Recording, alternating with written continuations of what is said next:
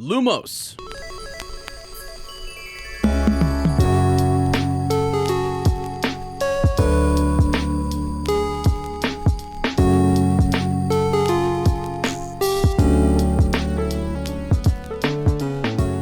Hello, friends. Welcome back to Shellcast Radio. I'm your host and secret keeper, Ezra, a.k.a. Bill, also known as Sir Ezra, the Watchful History of Magic Professor, the Flannel Wizard, obviously yours truly, me. Please welcome your lovely design witch, the fascination of this year, Triwizard Champion herself, and my wonderful co-host and yours, Lottie, a.k.a. Fleur. Hallo und einen wunderschönen guten Tag. It's so good to have you back in our beautiful little cottage on the outskirts of Tinworth. Kommt rein und macht's euch gemütlich. Welcome to episode 100, in which we discuss Harry Potter and the Goblet of Fire. This week, we will talk about Chapter 18, The Weighing of the Wands. We'll give you a quick life update with our homemade cottage ketchup, feed our brains with important trivia knowledge, and then dive head on into our chapter summary audio experience. And guys, this is our 100th episend. Can you believe it? No, we already recorded I cannot. 99 episodes before this. It's wild. And I was going to ask you, I know you are a podcasting veteran. You have done tons of projects before. What are your takeaways after the 99 episodes we have recorded on this podcast? And then how is it any different from the first 100 that you recorded with Yeah, you want to tell you friends? something? Yeah. Yeah, it's a lot different, actually. It's a lot different because I have to sit across from this gorgeous, beautiful little witch who just is like, "Hi, you want to talk Harry Potter with me? You want to eat some cakes with me and like drink some like pumpkin spice lattes and stuff and hang out and blah blah blah." Yeah, that's what we're having, by the way. We are celebrating with seasonal. It's October 1st, so we're celebrating with pumpkin spice latte, pumpkin bread. Gotta get into a rhythm. Lottie's sick. Technical difficulties. Ha ha ha ha ha. 100th episode. What? Why don't you think that I'm me laughing like you don't think that makes me feel better doing that? It makes me feel better. That's good. Fake laughing. It may not. It probably doesn't make you feel better at all. You know what? You never let me finish my story. This is gonna be the 100th episode where Ez just takes over. Okay, That's what it's gonna be. Since you're sick, I don't feel bad whatsoever. People are like, "Hey, Ez, just let her talk. How's come you never let Lottie talk so much?" I actually didn't let you talk either. How's come, buddy? Well, listen, today I've got an excuse. I'm not going to let her talk a whole lot. I'm going to interrupt often because I would like for her to be able to speak to me after this podcast and actually have a voice. So, and I know what it's like podcasting when your voice is going out. Mm-hmm. And I've been on a podcast. You know what? Slam. I'm going to go ahead and slam one of my buddies here. All right, I'm going to go ahead and do this. Can't believe I'm doing this for the 100th episode. Because I have two Lane references here I want to make. You talked about other productions, things that I've done, worked on, right? I just have to say that the visual aesthetics of this podcast are greatly improved by my co-host. So Lane and Matt are going to be very sad. Slam on this. those guys. Slam on them. I think they would also agree with me. They'd be like, yeah, actually, you know what? I mean, got to give Ez there. He definitely upped the production value in his most recent button. Get it? You know. Anyway, but I will say this too.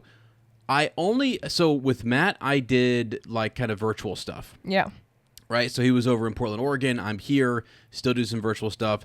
With Lane, it's kind of a mix of both, right? Back and forth. Sometimes I'm there physically. Sometimes it started off that way, around the kitchen table sort of thing. Yeah. And I will say that when you have those accidental foot bumps underneath the table, they're much better on this podcast. Yeah. Okay? Yeah. Just going to go ahead and say I know. it. People are like, guys, this is gross, man. This is just talking about his cute wife, blah, blah, blah. Yeah, I am. I'm allowed to. I thought you were talking about Lane. Oh, no. I was talking about you. What are you talking about? What are you talking about? Why are you trying to be Wait, funny? have you and Lane never bone feet? Yes, and it was uncomfortable. Oh. Okay? And it was too often, actually. And I think we had somebody at one point who was doing a foot bump counter on the podcast. That's for funny. Uptalk and Tolkien. They were like, well, that's the 15th time they've bumped feet. And I'm like, well, okay. Anyway, yeah, so just to kind of finish that thought earlier, this production is cozier. It is cozier. It is more chill. It is more laid back. It is great. It is done from the comfort of my home. I enjoy it. And there's typically yummy food and snacks. Involved. And it's great. And it's That's Talking true. Potter. You know, for some reason, too, the other things that I do, they carried a different type of complexity. There's still really good complexity with Harry Potter, but the complexities on some of those other fandoms were kind of over the top. Like, I think as I get older, I'm down just to kind of Harry Potter, Star Wars, pretty chill. I mean, I know Star Wars really well, so if it is more complex, I'm cool with that because I can handle it.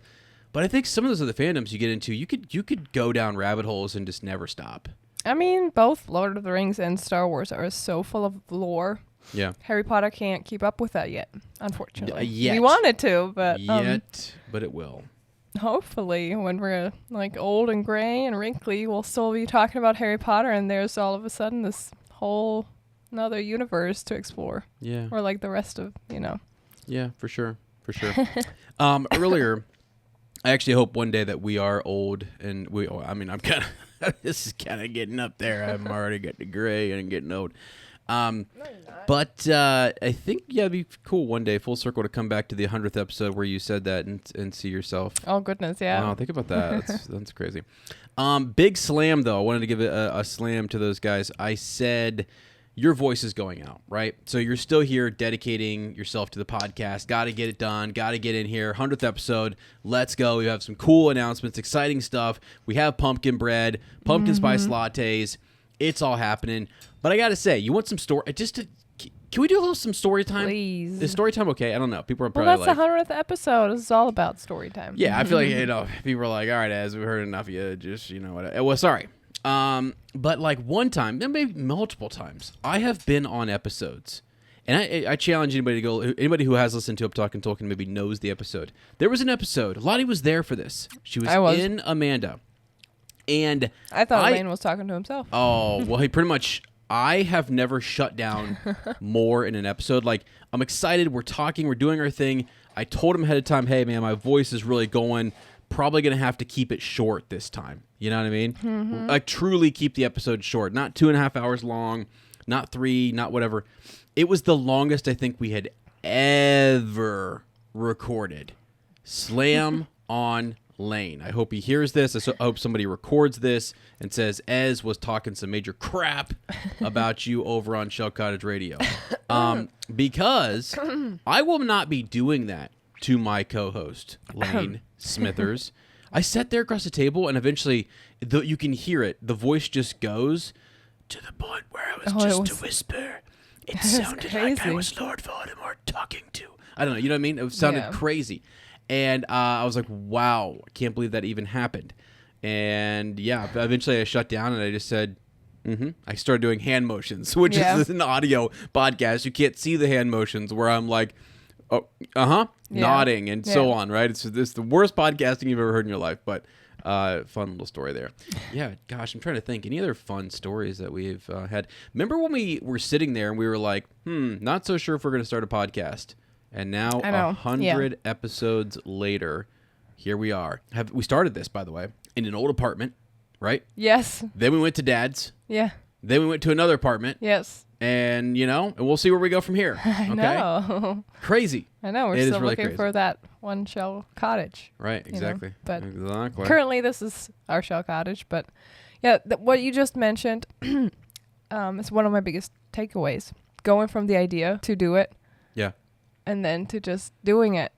And you pushed me to do it because, the great thing was I didn't know anything about podcasting. I didn't even know that was something I wanted in my life, to do that. Yeah. But I wanted to do something with you, like a cool project we could talk about together. And since that was already your thing and you were already an expert, you already had all the equipment, I thought that would be so fun to learn how to do this with you. And talk about one of our favorite, fandoms that we both love. And we have introduced each other to other fandoms that we now love, but this was initially one that we both, separate from each other, already liked so much and was a big part of our lives before we met. So, and that's how we met. Exactly. And, which is why I feel like, it was fitting that we kind of keep going with this fandom and double down and do something fun. Have we told people the first thing that we ever recorded though? Have we ever told people? Yeah, I think we have mentioned it on an episode. I think yes. Yeah. It was Avatar, right? Yes. It was the final episode of Avatar: The Last Airbender. Yeah. And then we did nothing with it. No. It just I don't know where it went. It's just we recorded that in Germany. No, I was in Germany. You were in Germany, yeah. You were here. Yeah, it went to the ether. I don't know. It's just out there. But That's then funny. yeah, we decided like that we wanted to start our own thing, and that it was something that really kind of, brought us together, and we were excited to do it. So, yeah. Yeah. Yes, and we still are. I can't believe it's already been 100 episodes. I know, me neither. And I've learned so much. I actually am proud of you for being so patient with me and for running the technical side of the show always. I'm proud of you for being patient with me, especially today. Especially with my little whiny fit right before the episode started. I Okay. don't know what you're talking about. I was whining. Okay. I don't know if you guys know this, but Ez sometimes whines. Like a little baby. No, not a whole lot. Okay. Yeah, well, sometimes. Or I shut down. One of the things like I think my students this year have already kind of picked up on. Oh, when Mr. Kirk goes quiet, they're like, they start whispering. They're like, leave him alone. He's doing something. Leave him alone. I'm like, yeah. Like, please pick up on the nonverbal I know what cues. your students are talking about. Yeah, I know. Sorry. Sometimes I do that. No, it's funny. You're I in the shut down. zone. I'm in the zone. You thinking. need your own space for a second, and we all do. So Yeah. don't feel bad about it. I wasn't whining, guys. I'm happy for the 100th episode. I actually really am. And I had, I'm just trying to think, like, we have a good episode today. We have some good things that we want to announce eventually, right?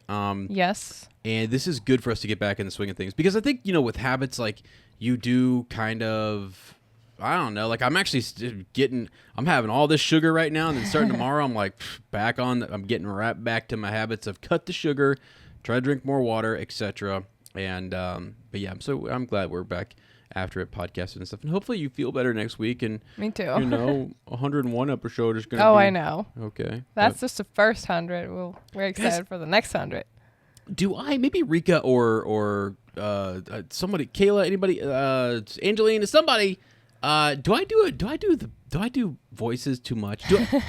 I don't even notice that I'm doing them sometimes. You know what I'm saying? Yes. I don't think I do. Maybe I could do them more. I feel like I noticed this on Up Talking Tolkien. I think I've gone crazy, you guys. A little bit. You know what I mean? What do you mean? Where I just all of a sudden I'm just like, what's going on, guys? Hey, like I'm just a different person, Yeah. and then I can't get out of it for a little bit. Yeah. You know what I mean? Yeah. It's weird. That's okay. I love that. People, I think, love that. Just different voices and stuff. I don't do enough of it. Remember when we were recording with Rika and I accidentally slipped into it in front of her and she was like, oh, no, I'm used to it. I'm like, oh, how often do I do that? And then it happened. I made the kids laugh out loud today because of like a silly voice that I did. And I was like, man, I got to make sure that these are good because sometimes I'm just being No, you are actually silly. really good It's at just that. trying to be silly. Anyway, I'll try to be more controlled, and I'll try to be more intentional and less intentional about it. I think people would be sad if you tried to be more controlled. I think Tyler's sitting out there. There's people out there like Tyler sitting out there who are just like, dude, come on. Cut the voices, man. Come on, dude. Oh, okay. I'm just kidding. Well, but since we're mentioning some of our listeners, I just want to mention all of you guys. Like, and this is such a cliche sometimes, creators say it all the time, but we wouldn't be here literally if it hadn't been for you.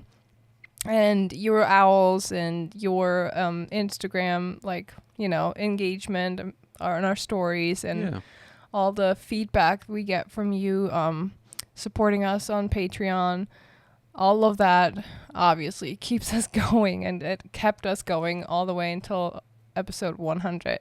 Yep. And I don't think anyone who does any sort of like media, like podcasting, videos, writing articles, if you don't get that feedback, it is hard. I mean, yes, you do it in the beginning just for fun and you keep doing it for fun, but the messages we get from you just telling us, hey, we had a bad week and this kind of made our day today. This, just a little joy that we can bring out there and talking about Harry Potter and the universe and the books and movies with you, and that's like what it's all about. So thank you guys from the bottom of our hearts that you stuck around. You're still here. Thanks for listening to this episode. And Yeah. make sure you listen to all the way to the end because we want to reward you guys too. We want to do a little giveaway, True. and we'll explain at the very end of this episode how it works, how you can enter.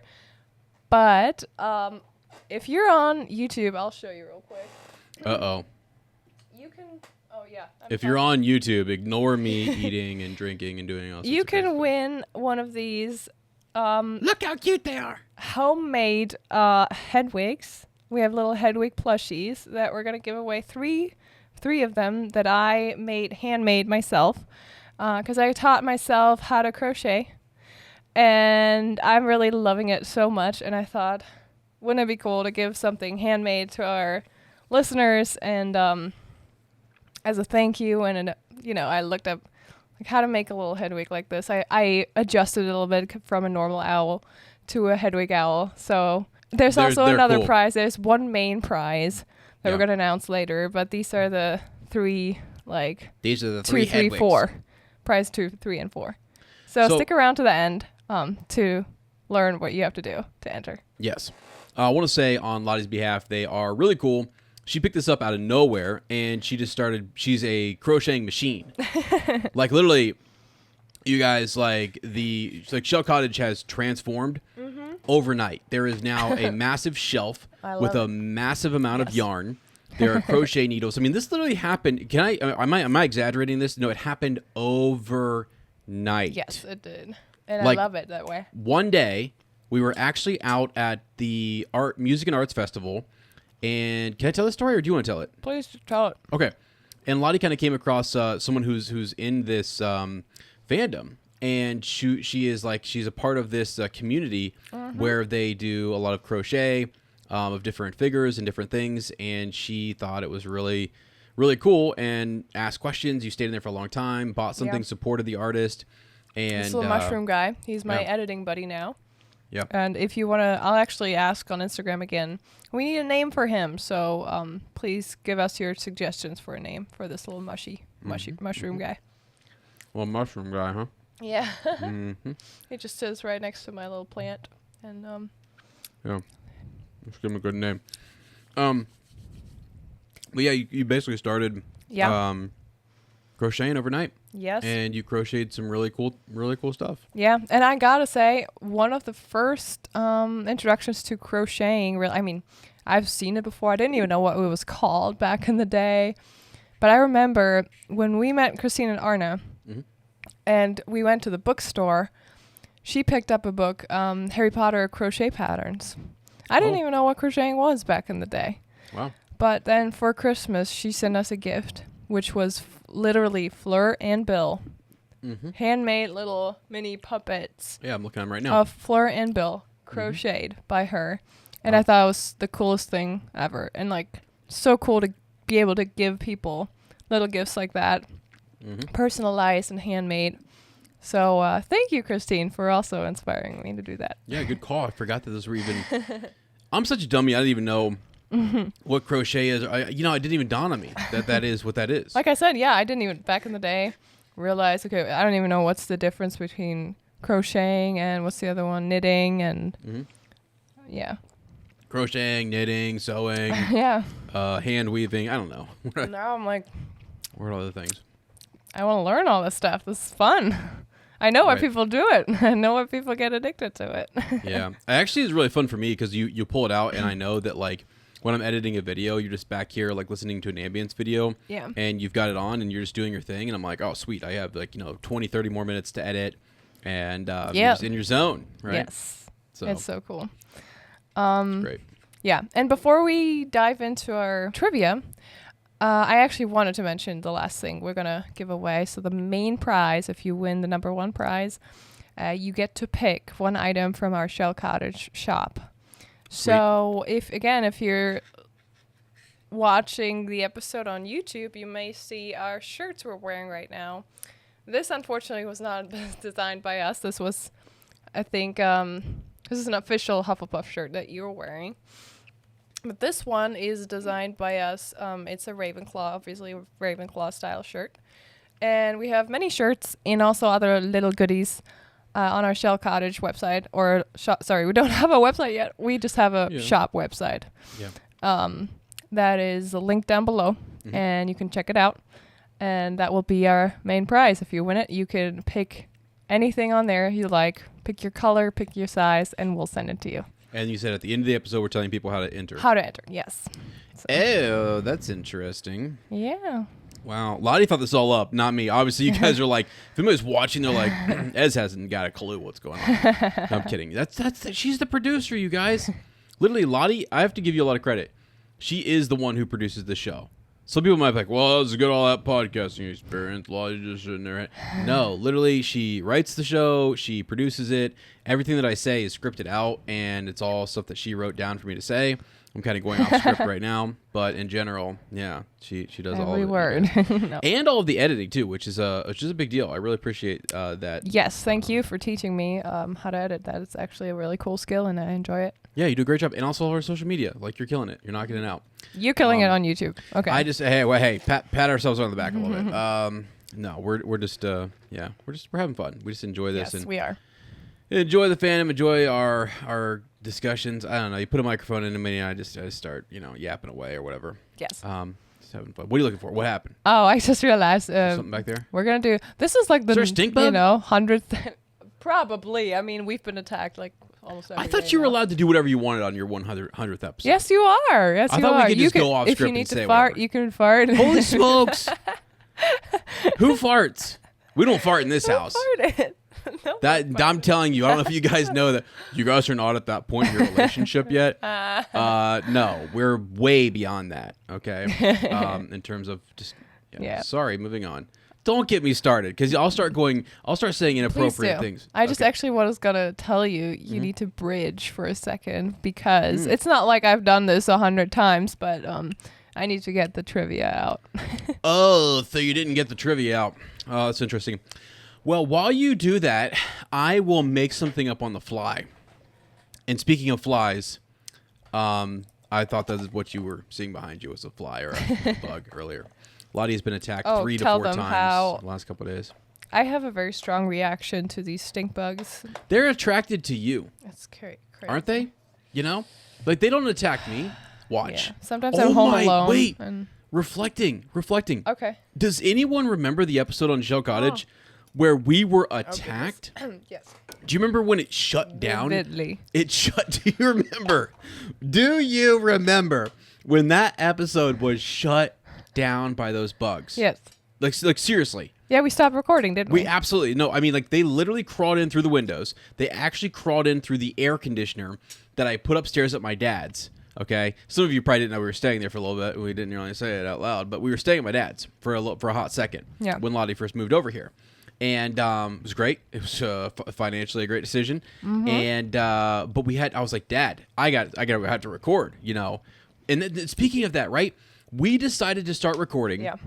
And we just said, we're going to keep going. Even when we were moving. We moved to new locations, different things. We just kept right on going. So we did a good job. Pat ourselves on the back. Great job. Okay. 100 episodes. Good job. Yes. But I remember that episode. We had the air conditioner was up there, and we had just gotten it out from the garage or whatever. And I stuck it back in there. Yeah. And maybe it was collecting bugs all day long, and I had just turned it on, and then all of a sudden it went nuts. Yeah. Or maybe they were crawling in through the sides of the... Yeah, of the windows or something, and the lights were on. It was late at night or something. But these bad boys were literally crawling up the wall. At one point, like I'm always looking at Lottie. Like I'm just looking and talking to her because it's just that's what you do in your podcast. You look at the person and you speak to them and you say, "These are my thoughts."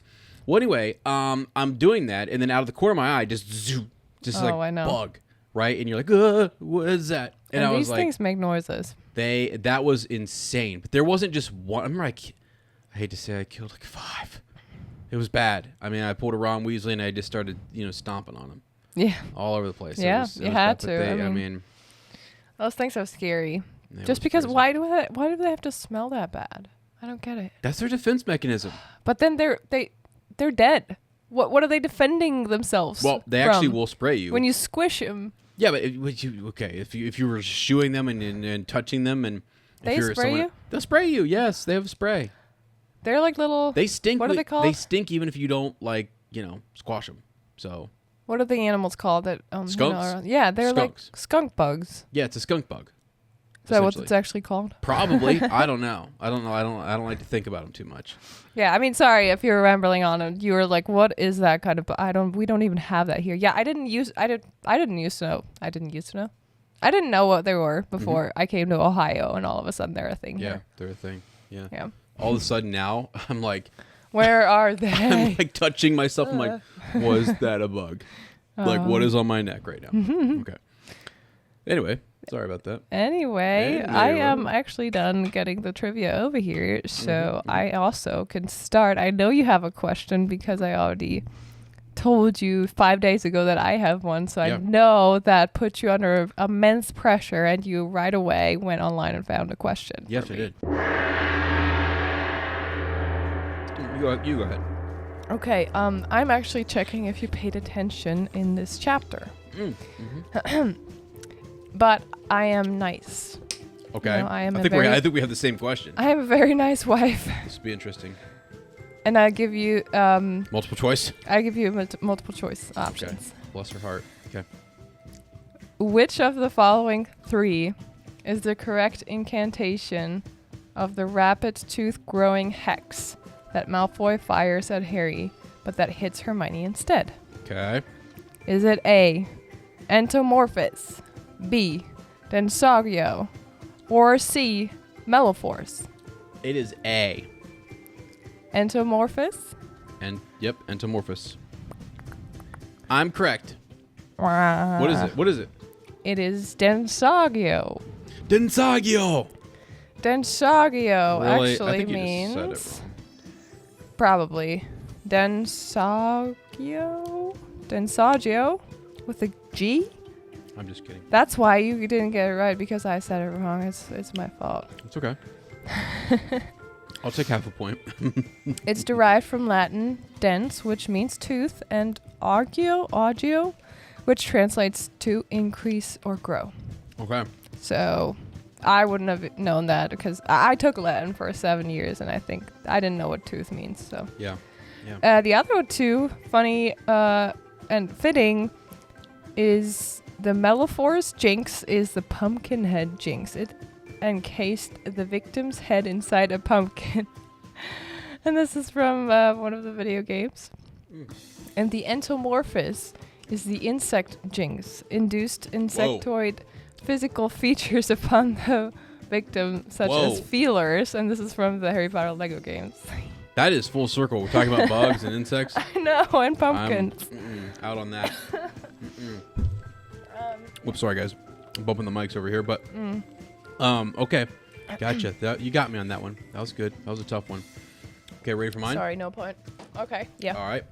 Name all 4 spells cast by Ollivander to check the wands at the weighing of the wand ceremony. He casts spells? Oh, who was paying attention I was to this chapter? Wait, Huh? what? Oh, you mean like that wasn't really to it was just at the end. Okay. Wait, one or all? Just give me one. I told you to give me one, and I gave you 3 options, and you're telling me to give you 4. One, do I have to say the incantation or just what they did? All right, I'll let you off easy. You can tell me what they did. Avis was the bird. Then there was flowers, bouquet, flowers. You know, when Fleur got flowers from him like a bouquet. What did he say? What did he say? Is that not crazy though that there were actually like spells that he said? Yes. And it conjured like actual I thought you meant like flowers? he used his own wand and a spell on the wand to check the wand. Does that make sense? I totally didn't know what you were meaning. Oh, sorry. Yeah. Well, it's probably because I didn't write the question down and I just made it up with on the spot once you asked me about once you asked me to. So one was the name bird. I think Avia. Is that the Aviaphos thing that they do in puffs? Oh my gosh, let me find it real quick. I'm actually on the PDF right now. Remember, we never knew what that meant, and there's Right, tons of right. birds coming out, and it was Cedric. What chapter are we on? What chapter is 18. This And is it's the weighing of the wand. Okay. Weighing of the Wands. I got you. I'm gonna find it here because. So that's Cedric's spell with a bird coming out. Mm-hmm. Interesting. So wait, you're 16, 18. Wait, we're on 18. You said. Hmm. Wow, we're already that far in. I don't remember what he did So. to Crumb's wand. All right, here we go. Fire? I have the passage in front of me. Let's see if I can get this right.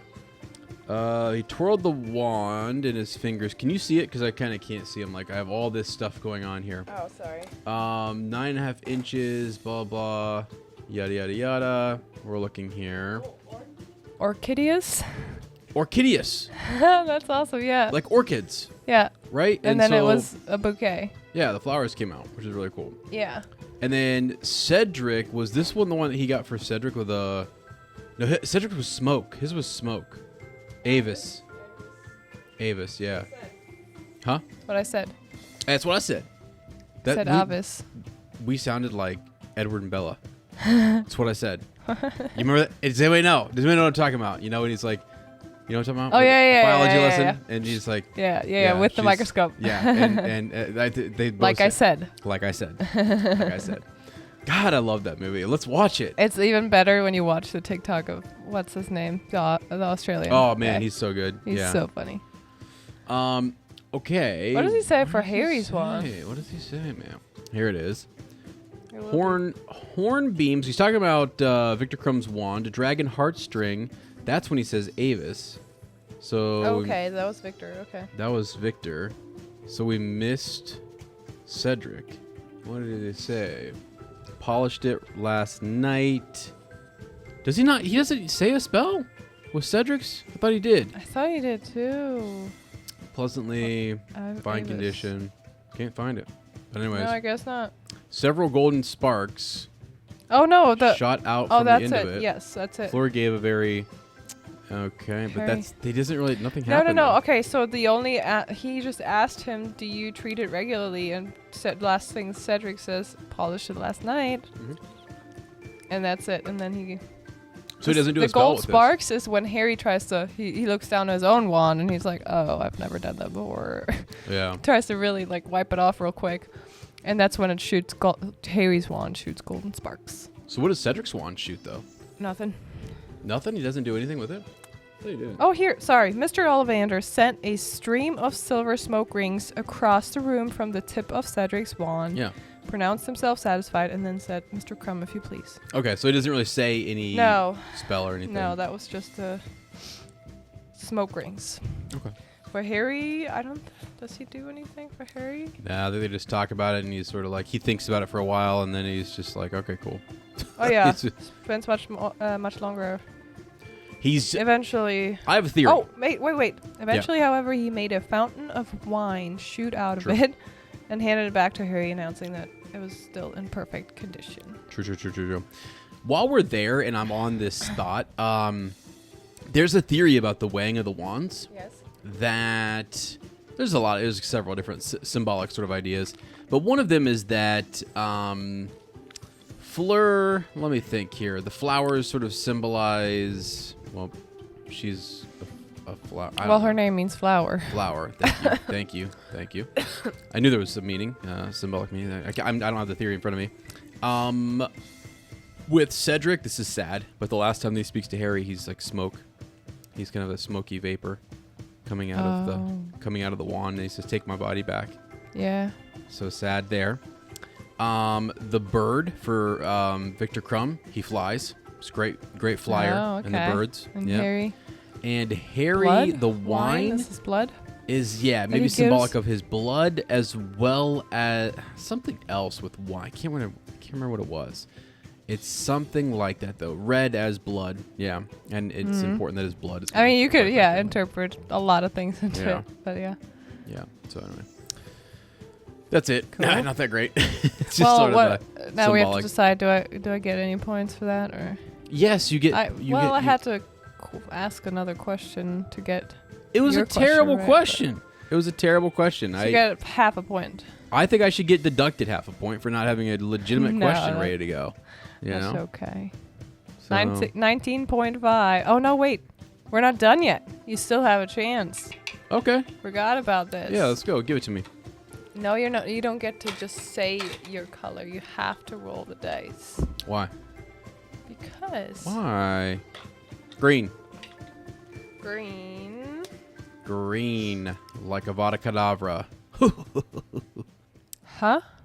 Oh, come on. How's come Is this a trick question? I always get the hard ones? Is this a trick question? What's it say? What was the name of the pet that Lily Potter gave Professor Slughorn? The goldfish? What is the goldfish? The name of that, Trevor? What is it? Darn it. She gave him a pet? The goldfish that disappeared. Oh, Yeah. I don't know any of this. I Yeah, don't know when they're looking at it and it's beautiful magic. And it was the day that Lily died was when he looked at the goldfish, the magic that had animated the fish, and that thing had a name. did it have a name? What's the answer on there? What kind of question is that? I thought these were easy. Dude, me too. Like, I'm sorry. This test Has just anyone? I mean, anybody. I wonder. Hey, phone a friend. Had we asked, one of these contestants who were on the show, the trivia show, Yeah. TV show, had they known this? Do you think would they know this? Is this answer? book or movie? I always thought it was a movie, but I don't think it was ever mentioned in the movie. I think it is mentioned in the movie. I know it's mentioned, Okay. but I don't think that the name of the actual fish. I mean, you get a point for knowing that there was a fish. So wait, what's the name of the fish? Francis. Francis. Don't say it like you remember No, I knew now. it was Francis. I almost guessed Okay, it. if you- It sounds I mean, familiar. Yeah, I actually think he says it in the movie. Since this is judged by us, you get a point for that. Sorry. This is what kind of question is that? The fact that I remembered it. I will research this Okay. after this episode. What is this? Okay. What is this? Now we switch. All right. Slughorn, you got a Give me something goldfish hard. from Give me Lily something hard. Whose name was Francis. Green as well. Green. Okay. See, you go from that question to the most joke of a question. What's Harry's last name? Why is Dobby able to apparate in and out of Malfoy Manor? Because first of all, he's a house elf, and then also he used to be their elf. Yes. But he's a house elf, so. Yes. Get these cards out of here. I'm sick and tired He's of an this. elf, okay. He's an elf. Well, Full now points. it's 20.5 to 18. Boy, I'm going to tell you right now, this is a really rigorous, riveting trivia game you guys got going there. Yeah, I tell you Hey, right we're now. always learning something, which is cool. True. That one today got us. Yeah. That was a good. Francis. I will post that question on Instagram and see how many people know. Yeah, legitimately. Without looking it up, how many of you guys know? So, okay. What do we have now? Now we have the summary, and I would read it, but But your voice is not good. Correct? I'm not even making this up. My voice too is bad. It's going bad. I'm sorry. Don't be Good. too hard on yourself. You're doing a great job. Oh, thank you. Chapter 18, The Weighing of the Wands. It's the morning of the Events of Champions selection night. Hermione knows Harry would want to avoid going to breakfast this Sunday morning. So she brings him some hot jelly toast and she walks it up and she puts it in his face. She reassures him that, it's okay. Everybody thinks your name is in the Goblet of Fire because you snuck in there and put it in yourself. Because you're the chosen one. And Ron really does think that, but maybe he doesn't because maybe it's just that he's jealous. Like the jelly. Like the jelly. Okay. Chapter 18, The Weighing of the Wands. It is the morning after the eventful champion selection night. Hermione knows Harry would want to avoid going to breakfast this Sunday morning, so she brings him some toast and takes him for a walk around the lake. She reassures him that she does not believe that he put his name in the Goblet of Fire, and explains that deep down Ron doesn't believe it either, but his jealousy is blinding him at the moment. Though Harry snaps at Hermione in frustration, she remains deeply concerned about the fact that someone did enter his name and insists that Harry write to Sirius. They head to the Owlery together, where Harry scribbles down a note to his godfather trying to make it sound calm despite his anxiety. Harry manages to avoid most of the school for the rest of the day, but when classes resume on Monday, he can't hide from his classmates any longer. Most of the students, particularly the Hufflepuffs, are upset with him, accusing him of stealing Cedric Diggory's thunder. During a group work activity in herbology, Ernie and Justin, who are paired up with the trio, wouldn't talk to Harry at all. Even Professor Sprout is unusually cold towards Harry. Meanwhile, Hermione is stuck between Harry and Ron's silent treatment of each other, and she struggles to make awkward small talk with the two of them. During Care of Magical Creatures, Malfoy taunts Harry about the tournament's historic death toll. But Harry does find some comfort when Hagrid tells him that he does believe he is innocent as well. Overall, however, the week feels like the worst Harry has ever experienced at Hogwarts, and he wishes Ron would take his side, as it would make everything else far more bearable. Harry's performance in class suffers, and after failing to master the summoning charm in Flitwick's lesson, he's assigned extra practice. By Friday, things hit a low point with double potions alongside the Slytherins. Malfoy and his friends wear badges that say Potter stinks, and when Malfoy insults Hermione, Harry loses his temper. The two shoot spells at each other, which both rebound back and hit Goyle and Hermione in the face. Snape arrives and unsurprisingly punishes only Gryffindor, assigning both Harry and Ron detention. Hermione, in tears due to her cursed, rapidly growing teeth, runs away to the hospital wing. Snape announces that they're studying antidotes today and that they'll be testing them on students at the end of class. Harry is sure that he'll be picked, but Colin Creevey suddenly appears to escort him to an urgent appointment for the Triwizard Champions, much to Snape's dismay. Colin takes Harry to a room where the other champions, Cedric, Fleur, and Victor Crumb, are waiting. Ludo Bagman introduces Harry to journalist Rita Skeeter, who drags him right into a broom cupboard for a very uncomfortable interview. Harry suspects her magical quill, which is taking notes to document the interview on its own, is writing down straight-up lies.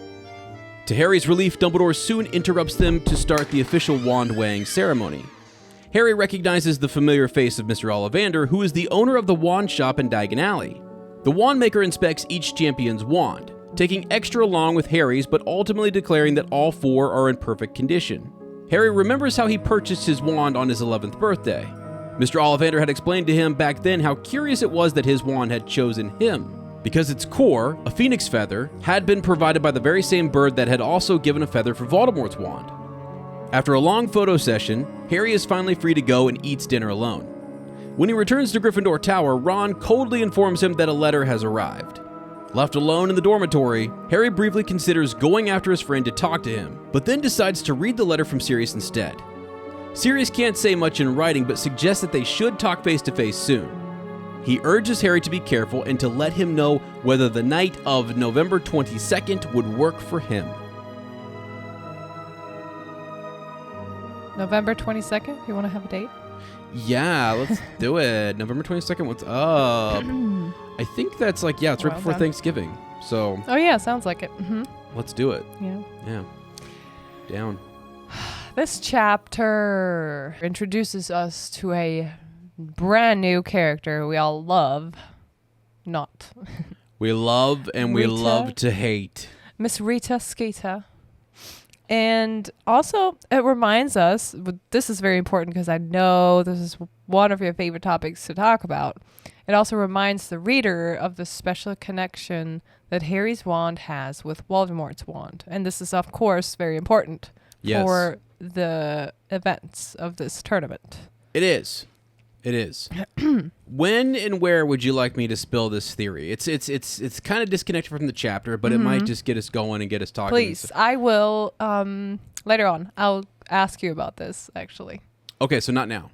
Yeah, we'll get into the first part a little bit, and then we'll talk about the wand ceremony. Do you want me to? I said I would go over the notes. Okay, sounds good. Do you want me to go over them for you? Yes. Because I wrote these down, and you guys know, I know this is it's been a fan, sort of like favorite of the show here when people are just sort of like, hey, when he takes notes, like he's locked in. He's really good at it. Very detailed. Very detailed. We want him to kind of continue that. So, all right, guys. He's actually the delivery guy, which I love. I will do it then. I'm kidding, okay?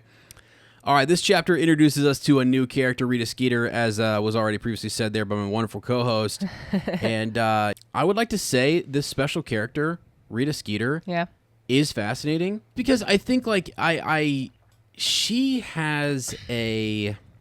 embellishes, obviously, and she says things that are wrong, and she does try to write a good story, and she's always looking for a headline, and it's really an exaggerated character that kind of, I think, especially nowadays. Like you think about the media and how they can magnify a particular topic, how they can shift your focus and all those different things, right? So she is and able word things a little bit differently. Yeah, there's an agenda. There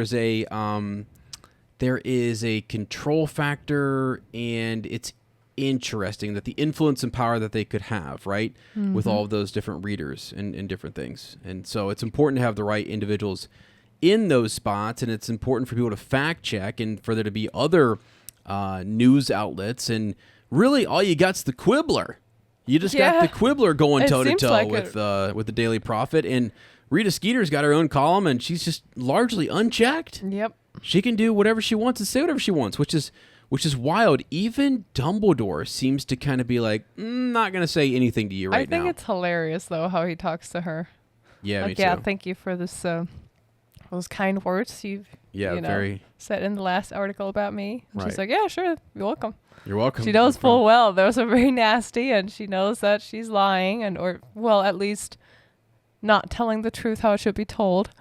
Yeah, but like you said, she represents those types of media and the control they have over the mass of the people. And but one thing for sure you can say is she loves her job.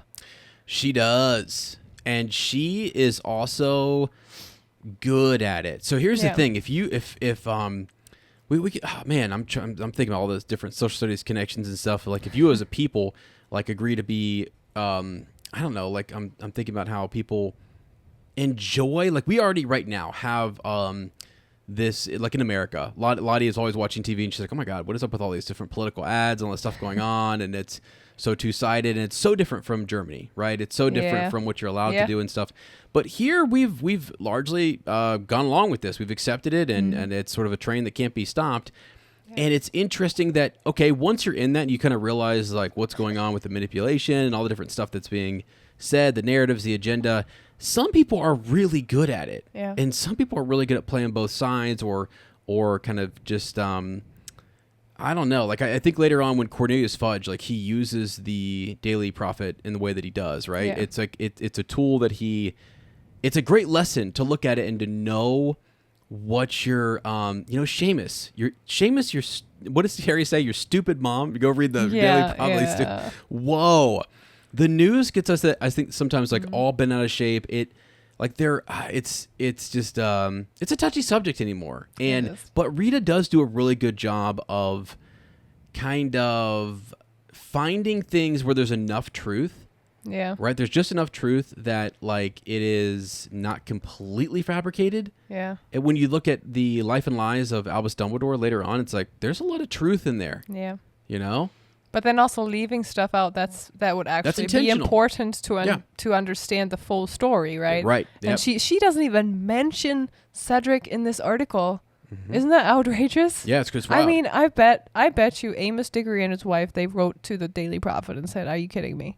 Yeah. I mean, honestly, what kind of article is this? The ratings are better. Harry Potter sells more. So crazy. So this is not a book series called Cedric Diggory and the Boy Who Lived. You know who would understand that? You know who would? Yeah. Sorry. That's true.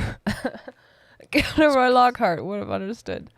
Yes. Think about that, actually. So Did he ever get interviewed by Rita Skeeter? Probably. And they're probably on the same level there. You know what I mean? In terms of like, he's a good writer. Who do you think he had write all of his stuff? Don't know. What if he hired Rita Skeeter as a ghostwriter? What if he actually had a ghost write his stuff? I think he probably did. You know? I don't think... Yeah. Yeah, I don't know. Anyway, so on an emotional level, it's especially so it's hard to kind of watch Harry cope with this whole idea that everyone is reacting to his name being put in the Goblet of Fire, and they're reacting differently. You have the Gryffindors who are like cheering and they're super still pumped about it. You have the Hufflepuffs who hate Harry now. They're sort of like they typically were close. Yeah. And now they're like, dude, what's up? That's our guy. Like, Harry, come on, man. We don't... Yeah. Not often do we get to celebrate something this epic. And that's why Puffs is such a great play, because, like, it really shows you that was their moment, and then you literally stole it, and it was bad. But he didn't. But whoever... You know, I mean, now we know who did it, but they ruined it. Yeah. the Slytherins are obviously out, and they're against him as well. And then Ravenclaw. Even Ravenclaw's even like, Ravenclaw. boo, Harry, you don't need more fame. Yeah. So Now, one thing though I want to mention is, did anyone, like, to Harry's defense, how did Dumbledore or anyone in the committee make a big announcement?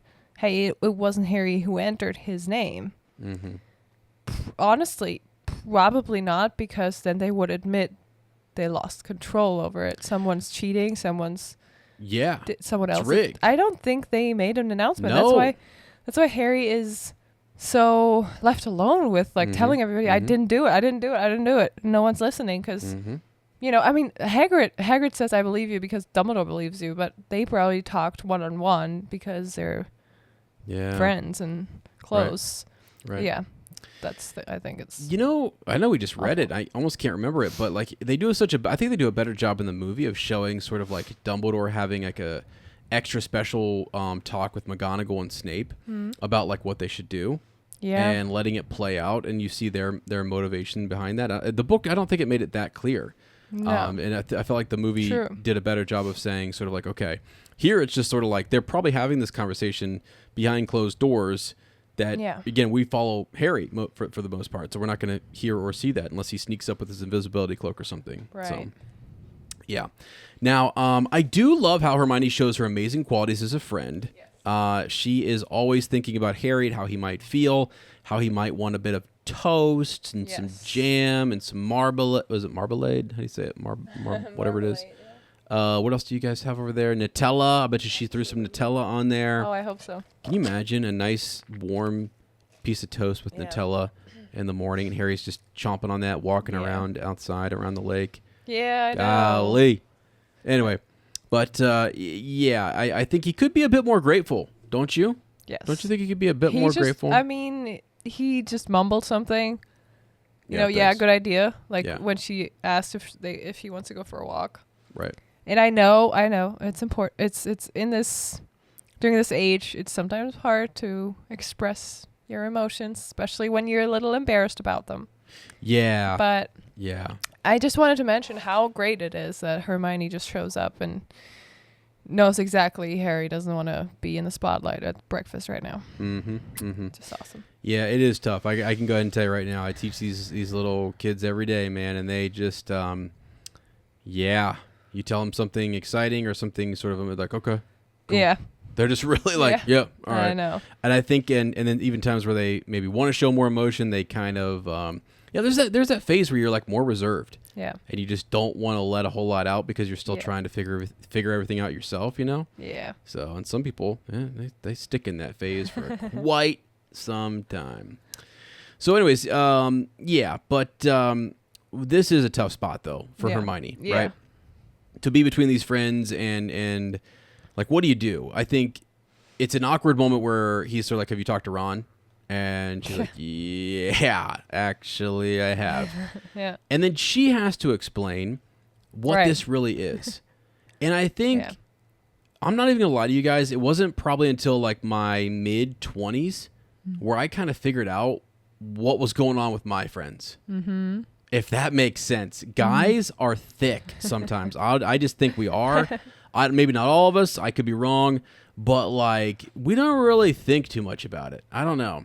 And sometimes we do need, and that one might have been a generalization or whatever, but still, it's just like from my personal experience, it's just like, wow, I don't know. It took me figuring out, once I understood my friends a bit better, like I think about Ron and I think about my friends and what they're going through and maybe like how my experience might have affected them. And it's weird to think that way, but their focus is on you and your focus is on something different, and they're focused on you and then what your successes are, what you're gaining or what you're getting, and you're not thinking about it from their perspective. Right. It's just hard. I think it's hard for people to kind of do. It's not natural. We don't default to that, and it takes some coaching and some training, and it takes some maturing to get to that point. So Hermione is there, and she does help Harry realize, hey, Ron's just a little jealous. And then Harry's like, but what is there to be jealous of, though? And she's like, the attention, all of it. Yeah. Being sort of a child that wasn't being surrounded by all of his brothers, with all their big and bold personalities and different things going on. And then right there you're thinking, okay, he's the baby in the family. Oh, nope, you're not the baby. It's actually Jenny, the girl that we wanted, right? And all this different stuff. So you got that. Hermione, super smart, best in her class, making a name for herself. Harry Potter, he's the freaking chosen one. So what are you supposed to do, there, right? Yeah. Yeah, so I think Ron is stuck in his head quite a bit, and he definitely needed Hermione to break things down for him. And I wonder what conversation. So that's her talking to Harry, right? When I say break things down, I mean her talking to Harry about like what Ron is feeling. But what did she say to Ron? What do you think she said to Ron at the breakfast table in terms of like? Did he share with her like what his frustration was? Do you think he had an honest moment where he was like, Hermione, it's just the fact that Harry, it's all Harry. It's always about him. Everything's about him. Every year, this is like the 4th year in a row. We're starting off and I'm thinking it's not going to be about Harry. We're going to sit back like two mates. We're going to watch this thing. There are literally foreign exchange girls here. And we could, ask one of them to go to what we would call homecoming or the Yule Ball. Yeah. And it doesn't work out. And he's instead got to watch his friend be on the front page of the paper. You know what I'm saying? Yeah. He probably just, hopefully he vented. I can imagine both scenarios. One in which he does have a moment where he just, Hermione tries to get to the bottom of it, and he just reluctant. He just tells her. I can also imagine though that they didn't talk too much, and he was more quiet about it because he wants to figure it out himself, and it's still his best friend, and deep down he knows he's being ridiculous. And I think talking about it makes it, I don't know. Yeah. Or he, by talking about it and basically what's the right word? When you're explaining your actions to justifying, why he's behaving that way to himself more than Hermione. Sometimes you need to say it out loud. Right. But Hermione catches on and knows what it's actually about. Sure. Yeah. Yeah, I think both. Yeah, possible. You have an interesting question in here, though. Do you think that Dumbledore was a bit worried that their friendship could crumble at such a crucial time? And I would say right now, possibly. That's possible. But you want to know what? I think Dumbledore is unnerved for the first time. Okay. You mean like in general? They did a better job in the movie. Yeah. Of him being unnerved. Did you put your name in the Goblet of Fire? Yeah, he does. And it shows sort of marbles. Yeah, it gives you. Sometimes Dumbledore is almost too all-knowing. It's cool. He loses his cool, not his marbles. Sorry. Yeah, he loses his cool. Yeah, and I think it actually does credit to Voldemort to say you got to Dumbledore in a way that he didn't expect. Yeah. Oh, dude, okay. Now you put my guy's name in the cup and something's going on. I'm not in control like I normally am. And to see him lose that for a second is scary. That's a scary thing when the headmaster, the most powerful wizard in the wizarding world, is freaking out and he's running and saying, did you put your name in the freaking Goblet of Fire, dude? Because I don't know who else would have. And I can't imagine that anybody else here would do it. And really, there is someone right next to him. Yeah. And it's just red flags everywhere. And I feel like in the book, it makes it so much more, he's so much more even and cool and chill about it. But in reality, this is something to actually be worried about big time. True. I think you're right. You might not have the head or time to make sure Harry is okay right now, emotionally as a person, unfortunately. But he has to worry about the bigger picture. And I think it happens too fast that they make up again, like Ron and Harry are friends again, that he didn't even realize it too much, it wouldn't be of concern yet. Right. No, so, Yeah, had we have gone to the second task and things are still not right between them, he would have probably... Yeah, and I think he did plan on, or hoped that those two would be strong allies, the ties to the Weasley, a very powerful family that also has their morals and ideas right. Yeah. And Dumbledore, from Dumbledore's perspective, and right. Hermione, best of her year, so much potential. So I think he really wanted them to be friends with Harry. Right. People often talk about Dumbledore's ultimate plan for this year, and his plan really to start the year was to create these bonds between Yes. different, wizarding communities, Mm-hmm. and to make sure that Harry had good international relationships and friendships, because that might be important in the wars to come. Yes. Right. And ironically, now what becomes even more important here is this friendship between Ron and Harry, and that he actually has the original Golden Trio with him and Strong, supporting him in tasks that Dumbledore did not expect him to have to go through. Right. At all. So that is kind of crazy, and everything he has to audible. Dumbledore, he has to audible very quickly and change things up, right? Yeah. So, and speaking about Dumbledore and what he has going on during this time, maybe who he's corresponding with, who he's not corresponding with, thinking about Sirius. We're about to transition into a very serious topic here in terms of Harry reaching out to... You thought that was funny? I actually thought about writing that down. Really? Yeah. Wow. Should have. It's in the I thought it was in the notes, but I guess I improv that. Yeah, it's a serious moment though when he is, going to reach out to Sirius Black and tell his godfather what's up. But the question is, do you think that Sirius and Dumbledore are also in regular communication with one another? I was wondering that because it seems they make it seem in the book like he's not. But to me, it totally would make sense after what happened last year. Yeah. After the role that Sirius plays now in this whole thing. Right. And also already thinking ahead, emergency plans, bringing the Order of Phoenix back. Or how even to best protect Harry. Yep. I feel like there should be some sort of communication between the two. Yeah, there's this whole year, it feels like it's just Harry communicates to Sirius, but Dumbledore for sure would be communicating with Sirius as well. And he probably would be has other ways. Yeah, starting to get... I mean, it's probably over the summer. We know this from the next book that like when Voldemort returns and it's like, okay, this is real, and Sirius, get back to Grimmauld Place, set up a headquarters, set up a base operations, let's go.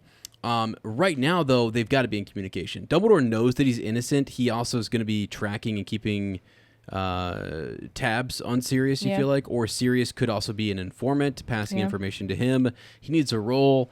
He's still Harry's guardian. He's still his guardian. Yeah. He's still talking to Harry, and he's still influencing Harry. And I feel like Dumbledore would want to either know about that or at least be assured that Sirius is giving good advice and that he's giving good encouragement to the chosen one, right? Yeah. Dumbledore would care about that because he just found out literally like last year, a few months ago, that Sirius is less than a year, right? I mean, 4, 5, 6 months ago, he finds out that Sirius is actually innocent. Yeah. So there you go. And I don't think they're in regular, I don't think their letters are as regular as Harry's and Sirius's are. Yeah. But I do think they have definitely talked somehow. And I would think it would be so strange. Wouldn't it be cool to see that, though, in the TV show? Yes, it would be. Yeah, to see Dumbledore just, sort of walking through a cave or something and finding Sirius. Right, even visit him. Yeah. Yes, because he has ways to probably do that undetected and... Oh, my... secret. Goodness. Do you think that for a time, Dumbledore maybe, while Sirius was on the run and Dumbledore knows that he's innocent, all this good stuff, that maybe he loaned him his Deluminator? Perhaps. Oh. Just like he does Ron later on, and I don't know. I'm just thinking about connections or whatever, things that you could do additionally in an HBO show. Be kind of cool to see if he gave him some advice or some protective spell, or some way to communicate with Dumbledore. It's been long rumored or thought that maybe that the Deluminator is some sort of communication device or a secret spying device that Dumbledore is using to keep tabs on things. So what's a secret way for maybe Sirius to communicate? With Dumbledore, even if it's, I don't know, or one way or something. Even if the chocolate frog cart theory. Right. Maybe he has one of those. Maybe he popped over and said, hey, look, keep this on you. Can't tell you why, but it's important, and I need to keep tabs on you. It's got a little tracking device, and it's also him in there popping in and out of his portrait, checking on things. I was going to say, that's crazy. Now that I have a totally kind of unrelated question. Okay. Can you only have portraits of people that have passed away? Or could you have a portrait, first of all, how are they made? Is there actually someone, a wizard or a witch who paints them and influences them with their magic? And could they paint someone who's still alive, and that they could somehow traverse between the portrait world and the real world? The real world? Wow. That would be nuts. Right? That would be crazy. We know that Dumbledore, that he has his chocolate frog card. That's different than a portrait, though. What you're talking about is like an actual portrait. Because people have likened the card. They've likened it. Because, I mean, remember, like, he doesn't stay there all day. He can't hang around all day. No. Right? So he's moving in and out of there. Where does he go? Right. Kind of a loophole, kind of a weird thing to think about. Like, is Dumbledore just pop? Is he really popping in there? Not many people have a chocolate frog card. So. But, well, Ron says he has tons of Dumbledore already. Yes, exactly. But they're all blank. True, because Dumbledore's not in there. He's popping in. A new person found his card. Name, and sometimes he visits. And they're talking about him. They're talking about him when, Ron gets one. And he's like, okay, another Dumbledore, tosses it away. Anyway, just a fun thing to think about. But now we want to know what Harry actually wrote to Sirius, and it wasn't that long. But because also Hermione forced him to write it real quick, and I think he was a little bit under pressure. Yeah. He says, "Dear Sirius, you told me to keep you posted on what's happening at Hogwarts, so here goes. I don't know if you've heard, but the Triwizard Tournament's happening this year, and on Saturday night, I got picked as a 4th champion. I don't know who put my name in the Goblet of Fire, because I didn't. The other Hogwarts champion is Cedric Diggory from Hufflepuff." He paused at this point, thinking.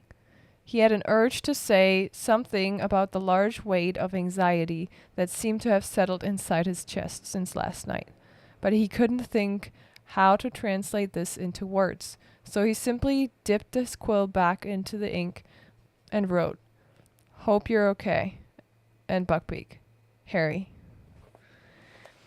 And, that difficulty of putting your emotions and fears into words without feeling embarrassed, right, or vulnerable. Do you remember any situation like that where you felt like you couldn't express or write down or what you actually wanted to say to someone? Well, I think I don't really have a specific situation, but I think in general, a lot of people have anxiety with maybe sometimes how to put things in words. One thing I've never liked, and it's taken me some time to figure out how to deal with it, is I sometimes go silent, or I use silence as a way to wait and gather my thoughts. I've gotten comfortable with sort of like not responding right away to people, and not, I'm thinking more about frustrational moments, but then, if there's anxieties, for example, sometimes you want to share an anxiety with a friend, or you want to talk to a friend about something, or maybe a loved one, or your spouse or whatever, and you're worried about like the way you say it, the actual words and what they're going to carry and the connotations and thinking through things. My sister, for example, just blurts it out. She doesn't think about what it means, and you have to actually, with her, and I think it's more natural. It is more, it's just, there's something not innocent to it, but there's almost something, I don't know. It's like raw. Yeah, something raw to it, and it's sort of, she just says it. It's not perfectly said. It's really her emotions and the thought behind it and what she's trying to say and communicate, even if it's not said perfectly. Yeah. Do you know what I mean? Yeah. And I appreciate that from her, and I respect her for that. But at the same time, I have for some reason in my life, so many different people who want to wordsmith and who want to play word games and who want to use your words against you. Well, you said this one time, and this is what you know what I mean? That and you learn to be careful with your words. Right. Yeah. And so you just are a bit more cautious, but also I've taught myself just to be better at it and to be good and to be thoughtful about the connotation associated with my words and to pick and choose them a bit more wisely. So I know this is not exactly what you meant, and this is a different emotion that maybe Harry's but that's a good point though, because what you're describing, like, I have major anxiety. If you watch me type out an email, a text, I will read it 50 times over. That's no joke. Delete things. It's something I'm working on right now. It's actually like something that I don't like myself. Sometimes I just want to be more raw, but I'm such an overthinker that I will. And I saw this meme the other day where you read your email again from the perspective, like you already sent it. Yeah. But then I open it in the sent email box and read it again from the perspective of the recipient. Yeah. How is this being read right now? No, that's actually that's the problem. And that's a control problem, right? Because what we're trying to do with the words is control how it's received by someone else, especially if you know the person or you don't know them as well. It's even more anxiety inducing. Yeah. But you can only to a certain extent control how they receive your words. Yes. And yes, there is differences in how you put something into words. Obviously, like how respectful it sounds or the general like tone of the text or email. But I think I am on the other side of the spectrum of your sister. Yeah, you where are. I should be. She should probably be a little more thoughtful. Yeah, slow down a little bit. And I should also be less thoughtful and just say what I want to say. Spit it out. Yep, get it out there. Just like I am now. Yeah, you know what I mean, though. No, I do know, and so like I speak. You talked about I've been podcasting for 7-8 years now. Things that I've said, and I've always cautioned my friends, just like try to, for the best that you can, just say stuff that you're willing to, make sure that you feel good about what you're saying and stuff. I've said some really goofy stuff and silly things, and sometimes I'm like, you're just speaking and we're on here. We're not editing everything. We're not listening to everything perfectly, and that feels pretty good just to get that out there. But I remember being stuck early on in podcasting thinking like, oh God, what are people going to think about this? What are they going to say? They're going to go out there and try to cancel me for this, or they're going to go nuts and blah, blah. And you're like, look, I mean, gosh, I don't, we're you just human. we're just human. And there's not really, you can get paralyzed by that fear of worrying about what everyone else thinks and what everyone else says, or how they're going to interpret your words and the way that you meant them to come across as different. So your question originally though was about like the emotions and the fears that Harry's trying to put those into words, and he's feeling embarrassed or vulnerable. Yeah. And I think just a lot of times it would be, you would rather, so taking what I said there as an adult and then looking back as a kid and saying, were there moments where I felt like I was afraid to say something to my dad or mom because maybe they were going to misinterpret? Because even though you want to, because Harry wants to, you want to talk to him, right? But then you're worried about how they're going to react, how they're going to overreact, or what they're going to think of you. And we just we don't know yet really. We've have limited experiences. We have not been able to, I don't know, every day, every year of your life, every week, month, whatever, you have a chance to show people who you are. You write your story. You control the narrative. You're the protagonist in your own story. Yeah. And it's tough when you're younger because you don't have a lot of experience yet. That's a real thing. And some people get it faster. Some people have more confidence earlier on. Some people are more raw, like my sister, and they just say it. And then, like, honestly, the opposite happened in my family, where my sister just if my dad was serious, for example, and she just blurted out every feeling and raw emotion that she had at my dad. And it's like too much. Yeah. What do you do? Yeah. He's overwhelmed. He's now overwhelmed. Yeah. He is like, I don't even know what to do with her. I don't know how to handle this. Blah blah blah. Right. Go get your mom. Right. Go. It was a lot. Yeah. And Dad still to this day doesn't know always how to handle my sister. It's kind of funny. You've actually witnessed it, I think, a few times, where he's just like, be quiet. He's just sort of like he doesn't know what to say. And I'm like, Dad, you need to calm down. You need to listen to what she's saying.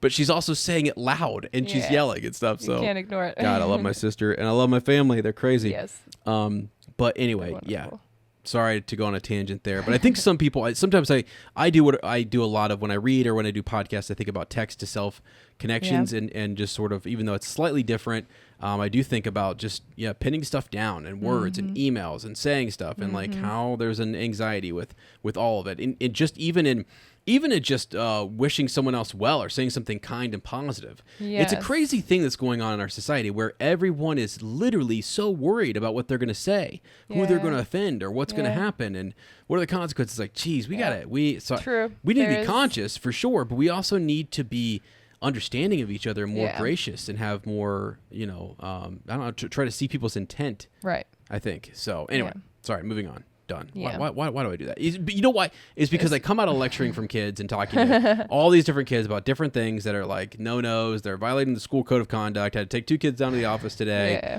So I'm still in my lecture mode of like, we need to be more, Well, whatever. talking about school, let's talk about how Harry's school week went after this Sunday. Yeah. So Monday morning, he's not able to hide anymore. He was kind of okay with just staying away from everyone, but now he has to go back to class. And one of the classes he goes to is herbology with the Hufflepuffs. Yeah, and I got to say, this is an interesting one. I want to take this from Professor Sprout's perspective. Okay. Because as a teacher myself, it is interesting. Like you are not supposed to show those types of emotions. There needs to be a safe environment for Harry Potter as well. Although, did Sprout think that he was mischievous and snuck through that castle and somehow got his name into the Goblet of Fire? I guarantee you that she did. Even though she must have heard from McGonagall, Dumbledore, Snape, what actually went on, and that Harry is innocent. Don't know. Did she? Did she? We never right heard. now, we never hear. when it's about her, Let me tell you something else. Cedric. I hate to say this, and this is going to sound ridiculous, but information, we say sometimes in education, information, well, we say it in a lot of different, professions and stuff, but information is power. And I tell you right now, some of those teachers or the rumors and the things that go on in the workplace, and you hear something, and you maybe were told something a secret. Harry Potter didn't put his name in the Goblet of Fire. Somebody else did. Yeah. And you're like, whew, all right, I'm in the ring here. Dumbledore, trust me. He told me this. I ain't telling Sprout. Okay. Sprout, well, you don't know? Oh, you think he put his name in the Goblet of Fire, huh? That's what you think? Well, you feel almost like entitled, like I know something you don't know. No, not everybody. I'm not saying McGonagall. Hopefully nobody was thinking of McGonagall in that moment because she's quite the opposite. Yeah. I would just tell it like it is. And by the way, yeah, just made me I think just thought of it too. Maggie Smith. Oh my gosh. Yeah. May she rest in peace. Yeah. She's wonderful. She's wonderful. And I did such a great job posting stuff, and everyone was posting about her. And I just think, gosh. Now every time that we mention McGonagall, I'm going to be kind of like, oh, man. Thank you, by the way, wonderful. for everyone who wrote us a McGonagall moment. That was so fun. I just love her character. I'm so glad that Maggie Smith was able to do her for the whole series. Me too. Me too. Yep. I loved watching her in everything. I had so many different things in Hook, in I think it was like Secret Garden or my. Yeah, that was one of the first ones people Secret sometimes saw her in. Or what was the other one? Downton Abbey, of course. Yeah, Downton Abbey for sure. I feel like there were other things. She was in Sister Act, which was yes, interesting. she was. Yep, that was quite different from her normal. I mean, the sassy dowager of Downton Abbey. Yeah, that for was sure. so fun every time she came on the screen. Yeah, she played a lot of different roles. Yeah, love her. I think she was great, and just a wonderful soul, wonderful spirit. So glad that they had her as our McGonagall. It's such it's a big shoes to fill for whoever's coming next, right, in that role.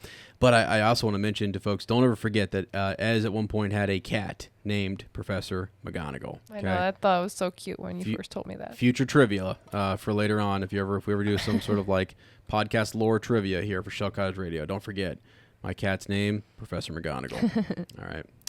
So anyway, but I do think there's some, it sucks to be Harry walking in there and Sprout, like, if your teacher doesn't believe you, right? The kids, one thing that the kids don't, but then your teacher also doesn't. I feel like Sprout also was a little bit cold to Harry. Yeah. Even if she wouldn't say does. I don't think she said anything bad towards him, but he felt that way. Yeah. Yeah. So coldness, but moving on though to care of magical creatures, Hagrid believes Harry, and that does warm his heart a little bit, right? Thankfully, finally somebody does believe him, and mainly because Dumbledore believes him. Though, is it Hagrid? Did Hagrid believe Harry, or was he just blindly trusting Dumbledore? Yeah, and let me read this real quick. I've never really wondered what it is that made Hagrid trust Dumbledore so blindly, except for that he got him this job as gamekeeper at Hogwarts after he was cast out. But your theory that Hagrid and Dumbledore's loyalty towards one another, it's not just one way. I think it's the other way too, because Dumbledore always says, I would trust Hagrid with my life, right? Yeah. So that is rooted in another significant event in the past, and I like that theory a lot. Thank you very much. That is, in quick summary, my theory that Hagrid was somehow involved with the Gellert-Grindelwald duel, and that he was alive during that time. He was actually expelled from Hogwarts a year prior, or maybe 2, a year prior to the duel, and was working. He was probably at the time working with Newt Scamander. They were probably working with the Iron Bellies or the dragon sort of research and all that good stuff. So Hagrid somehow was involved in that, and I would love to see that story one day told. So thank you for that. Because, he does have this blind trust of Dumbledore that just he's just always... And then even in the situation, he does seem to believe Harry, that he believes Harry, hey, Harry, you didn't put your name in the Goblet of Fire. I believe you. Dumbledore believes you. Yes. That was the next line, that. right? Is that since Dumbledore believes you, I believe you. Right. And it's kind of takes away a little bit. It's still nice to hear that both of them believe him, but I don't know. Okay, so we have here Hagrid and the Scroots, and looks like we have a little read here by Fleur. I just can't believe, Hagrid as a teacher does. Sometimes he has... the first lesson with Buckbeak and the other hippogriffs was such a cool lesson. And now he just has this project. And I'm not, saying teachers are wrong. Project-based stuff is great. But, some teachers, they just seem to have, one big project all year long. Or maybe 2. All year long. And that's their thing. Yep. And Hagrid this year is all about the Scroots. And these things are dangerous. They are... The worst thing is it's like testing in chemistry a chemical that has never been tested before on kids, because these things have not existed before. They're new species, and the kids now have to do things like basically test them out. How is it to go for a walk with these things? How do we feed them? Yeah. It is so terribly dangerous, and we come back to this point. Umbridge and the Ministry, looking at what's going on in Hogwarts sometimes could be a good thing. I have to disagree with you. For the first time on this show, I have to disagree. I think what our world and society needs is a bit more of this sort of boldness, this risk factor. Get out there, be a little bit more risky. Don't always play it safe, and that is what Hagrid does. He is always running a risk here, and I feel like, I don't know. I feel like if you play it too safe, where's the reward, right? I don't know where this defiance right now comes from, but let me read this part to you, and then you tell me again how do you justify Hagrid's behavior. So Hagrid and Harry. So thankfully, Harry didn't have to participate in the walking the Scroots, right? Because Hagrid wanted to talk to him privately. So the two are talking, and then the pair of them looked out over the lawn. The class was widely scattered now, and all in great difficulty. The Scroots were now over 3 feet long and extremely powerful, no longer shell-less and colorless. They had developed a kind of thick grayish, shiny armor. They looked like a cross between giant scorpions and elongated crabs, but still elongated crabs, but still without recognizable heads or eyes. They had become immensely strong and very hard to control. Look like they're having fun, don't they? Hagrid said happily. Harry assumed he was talking about the Scroots, because his classmates certainly weren't. Every now and then, with an alarming bang, one of the Scroots' ends would explode, causing it to shoot forward several yards, and more than one person was being dragged along on their stomach, trying desperately to get back on their feet. Yeah. So, look, again, some of them didn't have a very good grip on the leash. Okay. Or they weren't where was the constant vigilance? These things are about to go off who's got the timer out there? This is an experiment. How often do the blast-ended Scroots go off? And you should be able to anticipate that by now. Okay. I think there's a rhythm to it. This is a science class, and we are not collecting data points like we should be out there. Everyone's just lollygagging around. Okay, we'll hold this here, and nobody's taking it serious. So anyway, yeah. Is it a little dangerous? Yeah, it is. But I'm gonna tell you right now, I got a science teacher down the hallway. They're outside in the hallway doing experiments and stuff, and there's marbles and cars, and I could walk out my True. door and step on that car. They're zooming down the hallway and trip and fall. Yeah, I think Does that stop him from doing that experiment? No. Sounds like the same level of danger. Pretty much she's shooting off blast-ended screws down the hallway that I could step on, and it could have Yeah. I could have fallen. So anyway, moving on. Let's get to divination class. Let's get out of magical. I know, right? Care for magical creatures. Too much. It's mentioned very briefly. Yeah, very. So Professor Trelawney was predicting Harry's death with more and more certainty. Yep. Right? Over and over. It just seems to grow in intensity. She is just predicting that he is going to die. Now, interesting that increases with intensity, as we know that Voldemort is actually mounting a return. Yes. So, I mean, that tells you right there. Her inner eye is tuned into something.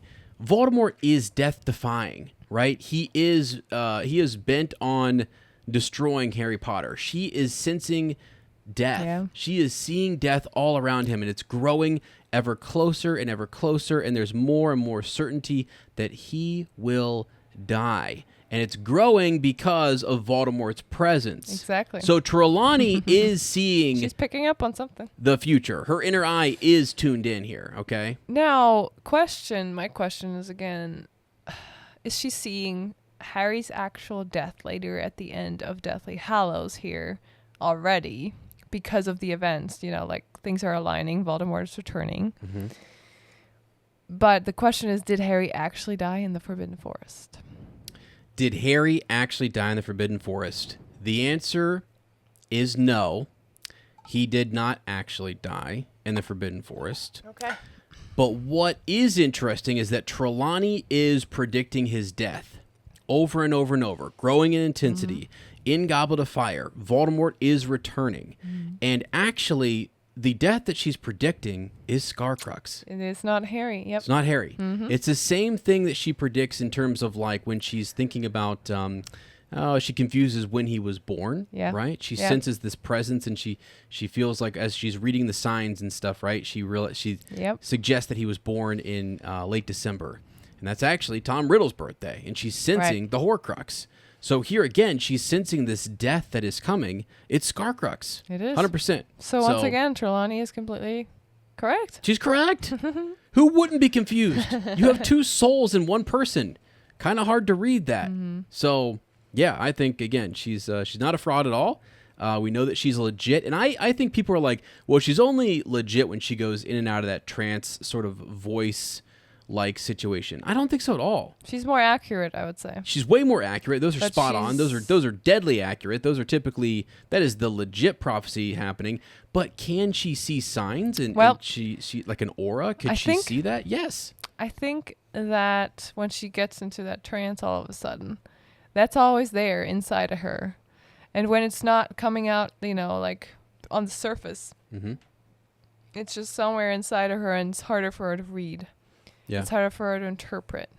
So a lot of her things sound inaccurate or sound like they are not true, but she doesn't interpret them 100% the right way. Right. So. Yeah, she is connected. Her inner eye is there. Yeah. It is connected. She just needs readers. She has huge glasses. Look at those glasses. That's symbolic for what's going on, right? She has a little. She has the inner eye. Yeah. She just needs to focus it a little bit. Yeah. And sometimes it's unfocused and there's a bit of a block. Yeah. And so she needs a little bit of help. But sometimes all of a sudden you just get that 20/20 vision back and it takes over your whole body and you're like, wow. Anyway. All right, moving on. So here we go. This is are we talking about the duel here that happens before potions class? Mm-hmm. Right? So we have a bit of a duel. Densagio. This is where Snape shows up, and we have Malfoy and Potter dueling in the hallway. Thanks, Professor Lockhart, for getting us started on that. A little dueling club going on here. But their spells hit one another, and they rebound, and actually they ricochet backward. And so it seems like who was casting what here? So Harry said Furnunculus. Furnunculus. And what does that cause? So that boils. Great ugly boils were springing up in Goyle's face. Okay, but got you. So we're saying that the curse is rebounded and Harry's hit Goyle. Yeah, they hit each other. Like it sounds like the Because how's come they didn't ricochet backwards? jets of light shot from both wands hit each other in midair and ricocheted off at angles. Right. Harry's hit Goyle in the face, and Okay. Malfoy's hit Hermione. So it does say that Harry's hit Goyle's. Okay. Yeah. Hit Goyle's face. So he was trying to cast boils, and Draco was trying to hit Harry with some like elongating Yeah. thing. What would have elongated on his hair? Teeth. No, I mean, dense means tooth. So Was he trying to increase the size of his teeth? It's just funny that it hits Yeah. Hermione. I Right? hate to say it, but when the book describes this scene, I am a terrible. You guys be like, man, I'm sorry, you guys, but the fact that she's got teeth growing down, like below her chin, like all the way down to like her chest, like it is ridiculous. I mean, Beaver teeth, like just straight, like yeah. you know what I had mean? they done this in the In the first show? grade, and I wanna everyone see would have this. laughed in class, and you have someone like a teacher who Like- safely can grow them back again. And they do. She's fine. She I know ends up it's being even fine. better for her because Yeah, she stops the. She doesn't quite. She gets them kind of the way she wants, right? yeah, gets she a tells little, Professor Madame Pomfrey to Right. keep going. a keep little going. Yeah, this is a more. good. She tells her where they were normal. The thing again. is, Yeah. I read that somewhere. Uh-oh. Out of respect to her parents, she never did magic on them. Oh. But they 'cause had they're her- dentist. Yeah, wear some braces or do something with, I don't know. Yeah. But she didn't want to do it herself because of her parents, and now Oh. Madame Pomfrey did it. And she's like, Yeah. okay, just Is it? keep Can I just throw out something that people don't normally say? But like, I think those two front teeth being kind of bigger, like they're cute. I think it's cute. Yeah, actually. I think so too. I don't know why that people think that's not cute. I think it is. So, Yeah. Anyway, whatever. It's just terrible how Snape reacts to it. It's terrible, but I laughed. I'm sorry if you're out there listening and you're like, Ez, you're a What? terrible person. I'm just already, I think it's because it's Hermione, but like sometimes the jokes that Malfoy says to Ron and like some of these other guys as an adult, like I'm looking at it and I'm just sort of like, Malfoy's kind of funny. And this is a terrible. Oh, Lottie's mad because she's That's like, what Snape said. I The know. teacher said to her, I know. I don't see no difference. No. and she whimpers. Wow. What is going on? What is wrong with me? Lottie is so mad. She's gonna be so mad at me after this. This is one of those moments that like I break away from the action. You know how sometimes we get real serious. We're like, a teacher said this, right? This was so wrong, and I'm like, okay, hold on a second. First you defend Hagrid with the screws, That's and what now I'm- you but defend hold on. Snape with But this. now I'm going back to some people think what Hagrid's so silly. He put a pigtail on Dudley. They just sort of like laugh that one over and they find humor in that. And you can't find humor in this. How ridiculous! It's meant to be. J.K. I Rowling know, did a it's meant great to be job. funny. She did a great job of actually doing things that were so. Like, I imagine, like, walking in that hallway, drinking a glass of milk, seeing that and, like, spitting out and going, oh, my, look at her. What is happening? Actually, the Scrooge thing also is very funny. Like, imagining, like, people being, yes, just being it's dragged for around. kids. I get it. It's silly. It's silly. What I think has happened is, but, right, exactly. It's so, you watch people online, they're like, Petunia was abusive, Vernon yes. No one disagrees with you, but like sometimes you just want to break away from it and be like, I don't know. It's ridiculous. Snape's totally disgusting and wrong, and that's terrible, and blah blah blah. But in a comedy, if this were a comedy, it's not a comedy, as this is a serious book. I understand that, but we're also talking about witches and wizards, and they're people are probably That's right now true, like, raging. They're like, Ezra, come on, are you being serious right now? Are you trying to mock our book series? I love this book series.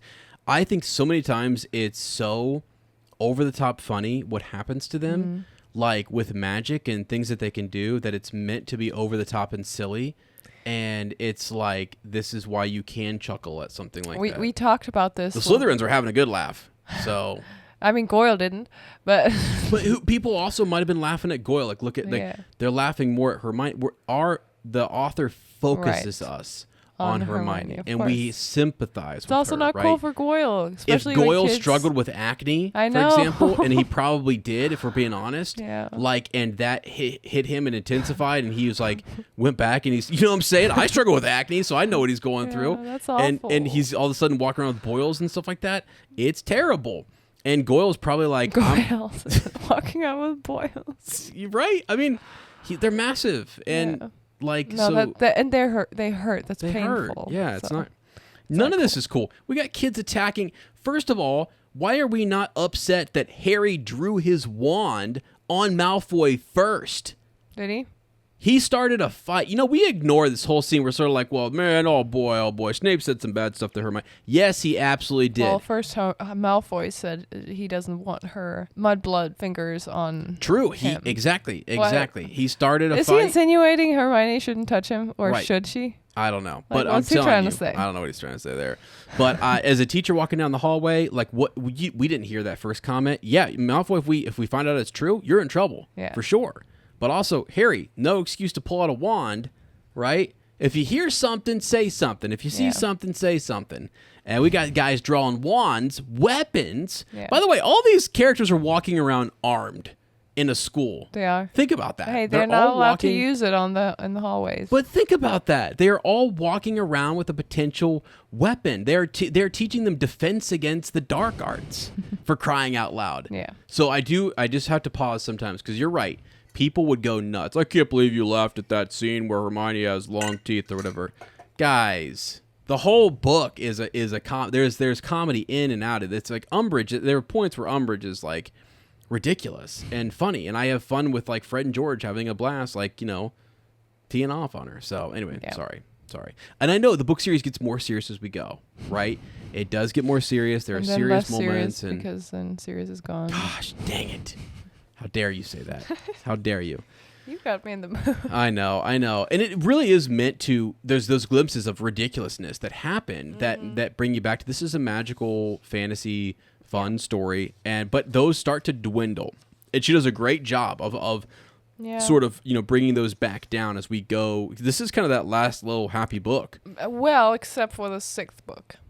Again, you Slughorn, you bring back a comedic character. It's such a good... You know, before the big 7th book, it just gives you a little bit of relief. Isn't that important? Even though it's super sad at the end. How dark and dreary would this series be? Like, what a terrible book. That book is, you know, when Dumbledore dies and everything that's going on. To have Slughorn there, I think, as a reader, is genius. I think he's a great character to kind of laugh and have fun with, and he's exaggerated, and he exaggerates all of the different Slytherin personalities and stuff. So, in a positive way, actually. So, yeah. But anyway. Just checking how much time we still have. I think we're good. We're good. Okay, so Harry finally gets out of potions after Snape announced he would like to test antidotes on some of them, you know, which means that he has to poison them first and then check if their antidotes actually work. Mm-hmm. And Harry was certain he was going to be picked, but Colin Creevey comes to his rescue. Hello. Excuse me, Professor Snape. We need the chosen one upstairs. Right away, sir. Yeah, no. I can't do accents at all, and they're absolutely terrible, and I'm sure people are cringing on the other end. I am too. But yeah, Colin rolls in here, the Creevey. And the one of the Creevies. Bless him. By the way, I have something sad. You know, okay. Remember how we were talking about how this book series goes from being like super, you know, like you can laugh at things and there's silly moments. Hermione turns herself into a cat at one point. Come on, people. Yeah. Anyways, it gets serious towards the end, and poor Colin. And I was thinking about something earlier. I was thinking about writing a short that was like, did Fred Weasley and Colin Creevey and Lavender Brown, did they all die in the Battle of Hogwarts because Severus Snape didn't pass on his information to Harry sooner? Now, I want you to think about this for a second, because after Harry figures it all out and goes to the Forbidden Forest, they're protected. What if he would have went and protected them all first? You know? Yeah. Crazy. Because I think I was reading about Colin, and I was like, oh, crap, That was man. crazy. And then I was like, wait, how does it that nobody else died? Oh, yeah, Forbidden Forest. Ancient protection, ancient magic. All the different stuff. Harry meant to die in the Forbidden Forest. He meant to give himself up for his friends. So therefore, he cast protection over all of them. Wild. Anyway. Yeah. All right. That's crazy to think about. Yeah. Lottie's voice is going, though, so we want to make sure we get through this real quick, you guys. She's hanging in there. She's such a trooper. I appreciate you. You're doing a good job. Finally, though, Harry does get out of potions class, and he's rolling up there for the photo shoot, and we go into the weighing of the wand ceremony. The wands are all pulled out. Ollivander goes around. We kind of talked earlier in the episode about some of the things that he says, and he conjures. He goes over the length and their flexibility, and then Vila hair. Fleurs has Vila hair in it, and Cedric's has unicorn hair. And you thought it was interesting that Ollivander even remembers the unicorn from which he got the. Yeah, I read that hair. somewhere. Mm-hmm. Yeah, he talks about it in here in that chapter. Oh, okay. I see, sometimes I don't know if it's my extra research that I did on the wiki or if it's in the book, but yeah. That he can remember, and this tells us that he retrieves a lot of the ingredients himself. Yes. Why are you laughing? Oh, I'm smiling because it leads right into my thoughts and theories. Yeah, because he went and got this unicorn hair himself, and he could remember that unicorn that he got the hair from. And he probably can remember the phoenix. He got the phoenix feather from. By the way, before we get to Harry and Harry's wand, which takes up the most time here to expect. Expecto Patronum? Sorry. Inspect. That's the right word. Sorry. He also kind of not really criticizes, but like there's a little nudge here and there for the other wand makers. Yeah, I wouldn't do it this way, but right. Okay. I wouldn't use Vila hair. Grigorovich, not quite my style. Yeah. But that was cool, right? To get different his perspective on foreign wands. And how they're created, and also the tidbit about Vila hair and it being more temporary. It actually is interesting because it lends itself to like the idea of vanity, and that everyone sort of praises us in our youth, and look at this boy or girl, and they're so beautiful when they're young, and then they grow old, and we don't value that same person. The whole Vila thing was interesting that he said that. I'm like, wow, wonder if that's how that is. That just his own thought or idea? What's the Vila magic there? Anyway. I thought it was cool too that he mentioned those different things about the wands and the wand makers and their styles. So, sorry. No, you're good. Go ahead. Oh, just while Harry has to endure that terrible interview with Rita Skeeter. By the way, they go into a broom cupboard. I mean, in the movie, it's so cringy and so you just want to get out of there because you're like the little mouse. Or fly on the wall, sorry. In English, it's the fly on the wall. Beetle on the wall. Yeah, beetle on the wall. and you're in there with them, and it's just so, I know in the movie they make it a little sexually charged. Harry's a growing boy, and she just, it's cozy in here. With her outfit and everything. But you just feel uncomfortable the whole time, and I think that's the good they really conveyed that feeling from the book, that it's an absolutely uncomfortable moment for Harry, and he knows, and so unfair, he knows that everything he says, it doesn't matter actually what he says, she's gonna write what she wants to write anyway. Right. I wonder if we could get ChatGPT to write like that Quill. Yeah, true. Like, hey, when I say this, you say that kind of thing. Yeah, I mean, there's probably some complex magic behind it. So the Quill, we don't know if it's actually connected to Rita's thoughts or if it knows how Rita would phrase this. It's AI. It's literally AI years ago. So maybe. But while that's going on, they're all still waiting for Dumbledore and Ollivander and the other judges. But that says the Ollivander is upstairs with Dumbledore. That's what Ludo says. So I was going to ask you, what do you think they're talking about? Because I feel with all the history, like how often do they see each other? And I'll tell you, Elder Wand and some history, and with Harry's wand, and I mean Fox is right there. I wouldn't be surprised at all if they talk about my very theory. Yeah. And can I talk to everybody? Yes. Yes. You can talk about it now if you want. Yeah, I'm going to. So, I got a theory. My theory is, and I'm going to do a whole long form video on this, maybe some shorts or whatever.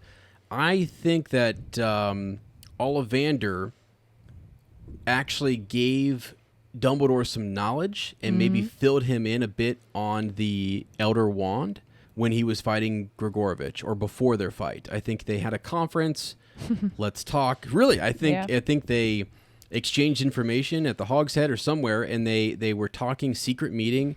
Need some information. He is the master wand maker, right? He knows it inside and out. It's in his family. We're talking about how did Dumbledore defeat Grindelwald, who has the Elder Wand. And whether or not he told Ollivander that, I don't know, none of that stuff, right? He says later on in the book series that he conveyed only rumors to Voldemort. But again, that's him sort of like keeping, you know, a little bit back or whatever and telling half-truths, I think, right? So yeah, I think he knows more about it. I think he suspected a bit more about Grigorovich and Dumbledore. And so in an effort to exchange information, he wants a tail feather from Fawkes. Hey, I'll tell you anything you want, but could I get, it's a rare opportunity, could I get maybe a tail feather from Fawkes for a wand? And just one, not two, just one. And he gets the one, and they have their battle. The whole thing happens later on. So this is before Tom Riddle comes to the shop. So essentially what we have seen right around this time where in the Secrets of Dumbledore, like there's this moment, I'm not sure if Tom Riddle's already there or he's about to be showing up, I think in a few years at Hogwarts. Not too long. He can now move against Grindelwald, and he may have realized he has the Elder Wand and went and talked to Ollivander. And Ollivander then is going to share some information with him if he can get a Phoenix Feather. Yeah. He gets that Phoenix Feather. That wand is made. It's in his shop. Young Tom Riddle, at first, who cares? Tom Riddle picks up a wand. No big deal. Just like every other kid. He rolls out. Years later, it becomes significant that he picked up a wand. Yeah. And we may need to do everything we possibly can to defeat him. We may need to put magical items in place. We may need fate or whatever to like a prophecy, chosen one stuff, all of this stuff intertwined together. Something we need to start to lay a foundation or a path forward where someone could defeat him. And I think that's why they make the Order of the Phoenix. Yeah. And I think that's literally the Phoenix. Yeah. This is when I think Dumbledore literally orders another wand to be made with the same core. Yeah. And maybe this wand one day would go into the hand of a wizard who would face Voldemort. I think it's more likely that that's probably what happened, and that he put this feather in play against the Dark Lord. Does that make sense? I think that's really what he did. I had to figure out how to write it and how to kind of explain it, but to me, that is, I see him creating the Order of the Phoenix. Yeah. And he creates that order in opposition to Voldemort. Exactly. Therefore, I'm going to put another twin core wand at Ollivander's. For someone to be picked up. Someone was someone else prophesying? Was there a prophecy about a wand? Are there other things that Dumbledore knows leading up to the whole Trelawney prophecy, with the chosen one and stuff like that? Are there different things that predate that? Probably. Most likely. There's tons of time before that, right? So anyway, I just wanted to kind of point that out, and I think that's an interesting thing that maybe did happen. Sometimes we've always thought that, and I'm not sure, maybe it says it explicitly, that they gave the two tail feathers at the same time. I don't think they did. I don't think it's ever said that Ollivander went and got both of those Phoenix feathers at the same time. I believe he got one early, made the wand for Tom, and then Dumbledore sought him out and gave him another one. And said, make one more wand. Maybe not, doesn't say why. That's why it gives Ollivander such pause. Curious. Yeah. Very interesting. All of a sudden, he starts to put the pieces together. Yeah. Dumbledore gave this to me. How curious that it's now falling into the hands of the chosen one. And it all clicks together for him at that moment in the shop. And that's why he's so dumbfounded. That's also why he spends so much time thinking about this here. Brother wands, right? Twin cores. Right. So it's something that I think does. there's room for a cool backstory there, and I hope Yeah. we hear it one day. Yeah, and that they talk again. Like, again, they had this all stemmed from the question, what did Dumbledore and Ollivander talk about Yeah. before, I don't know what that was, but before he Sorry. came downstairs to Yeah. examine all the wands. Right. Okay. Well, friends, well, that's pretty much it. We're not going to go. I think there's just wanted to get into this. We talked a lot about a lot of different things there and went on some tangents, but we do want to move on to our last segment here. We're going to talk about how to enter the giveaway. And while Lottie still has a voice, she's barely hanging on here, you guys. So... All right. For our 100th episode, like we said, we would like to thank you guys with a little giveaway. And we are giving away 3 little Hedwig owls that were handmade by us, completely handmade and handmade with love. And you know the power of love in Harry Potter. It's very important. Those make very powerful items. Yes, they do. Yes, they do. And they're cute.